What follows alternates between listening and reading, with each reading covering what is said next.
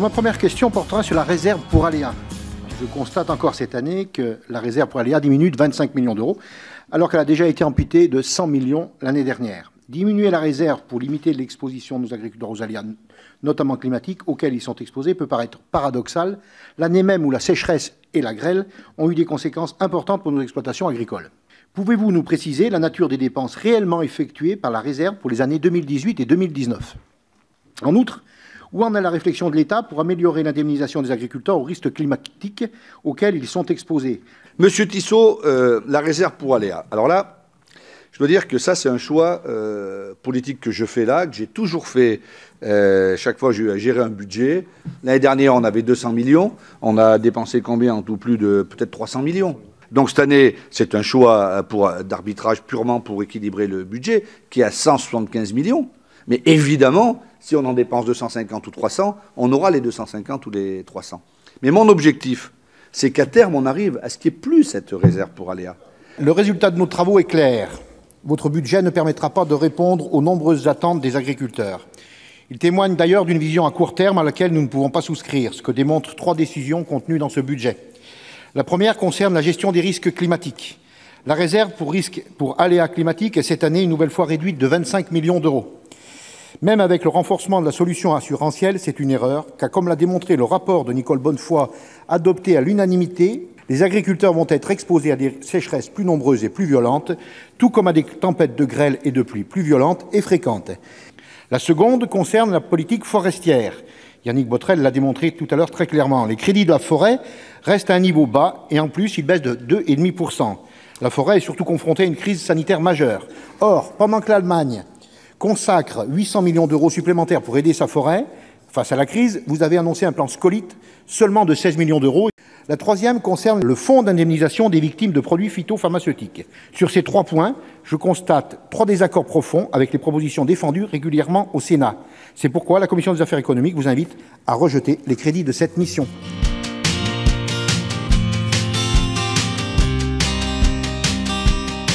Il est rare qu'une proposition de loi reflète ainsi une position partagée quasi unanimement sur les bancs de notre hémicycle. Lorsque les clivages traditionnels entre nos groupes sont ainsi surmontés, c'est que l'enjeu est suffisamment fort pour nous inviter à faire cause commune. Et lorsque notre Assemblée est ainsi homogène dans son expression, il serait bon que le gouvernement l'entende. Il était donc indispensable de légiférer à nouveau pour corriger sans attendre les effets les plus négatifs d'Egalim. Cette proposition de loi vient ainsi transcrire les préconisations du groupe de suivi. Jean-Claude Tissot, peut-être une première question. Qu'est-ce qu'il faudrait faire évoluer dans cette loi Egalim pour qu'elle soit vraiment efficace pour les agriculteurs? Pourquoi cette loi elle a été créée? La première mission de cette loi, c'était revaloriser le revenu des agriculteurs. Et la question qu'il faut se poser, est-ce qu'on est arrivé à l'objectif? Eh bien, on est tous à dire non. Mais force est de constater quand même que le revenu des agriculteurs n'a pas augmenté, mais que dans le même temps, le pouvoir d'achat, si j'ose dire, de nos concitoyens a baissé. Et c'était un effet ciseau qui finalement était prévisible. Aujourd'hui, le seuil de revente à perte, qui normalement devait apporter un plus sur les trésoreries des exploitations, ça n'a pas du tout été le cas, parce que rien ne contraint ou n'oblige la grande distribution à reverser ce fameux ruissellement. Cette plus-value. Le ruissellement, il fonctionne, mais dans l'autre sens. Pas comme on aurait souhaité qu'il fonctionne.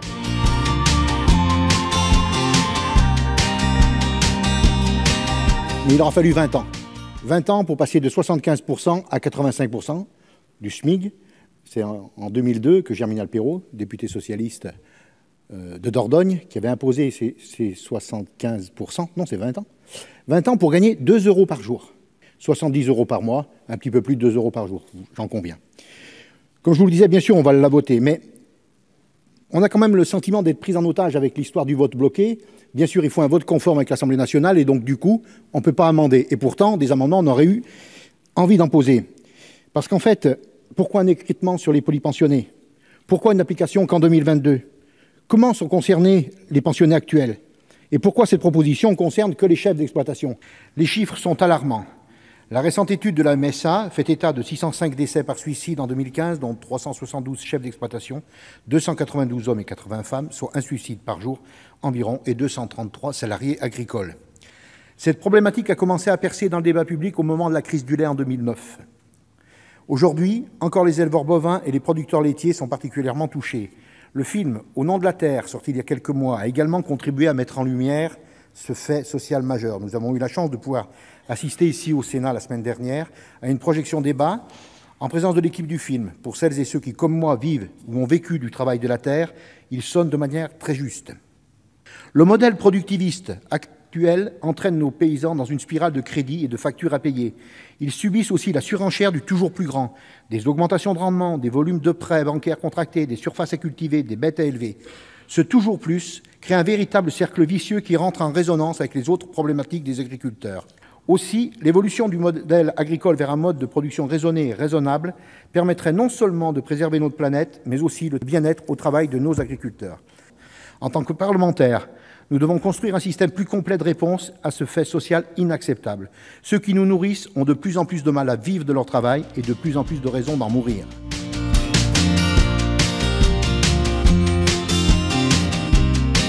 En matière d'alimentation, nos territoires ne maîtrisent qu'une partie infime des ressources agricoles qui vont servir à la consommation de leur population. Ainsi, une étude du cabinet Utopie a évalué l'autonomie alimentaire des 100 premières aires urbaines françaises à seulement 2% en moyenne. La même étude fait apparaître que 97% de l'agriculture locale de ces aires urbaines finit dans des produits alimentaires consommés à l'extérieur du territoire. Le résultat le plus visible en est le fameux balai de camions pointé dans l'exposé des motifs, où l'absurdité de la situation atteint son comble, puisque ces camions importent et exportent parfois les mêmes aliments. Si l'autarcie alimentaire complète n'est pas réalisable ni souhaitable, l'objectif d'un degré d'autonomie de 50% est tout à fait atteignable. Sur une vaste partie de nos territoires nationaux, il ne manque donc plus que la volonté politique pour organiser la reconnexion entre la production et consommation des productions agricoles destinées à l'alimentation. Notre système alimentaire n'est pas soutenable, que ce soit en termes d'impact sur la santé, de consommation de ressources naturelles ou d'implication dans le réchauffement climatique et dans le déclin de la biodiversité. Pour aller vers une alimentation durable, ce rapport nous invite en premier lieu à répondre à l'enjeu de l'autonomie alimentaire que notre pays a perdu au fil des dernières années, des dernières décennies d'ailleurs.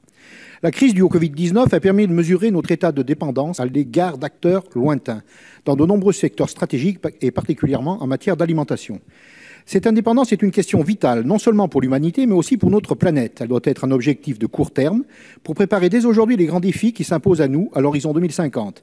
Atteindre la neutralité carbone et nourrir une population de 10 milliards d'êtres humains, en quantité et en qualité suffisante.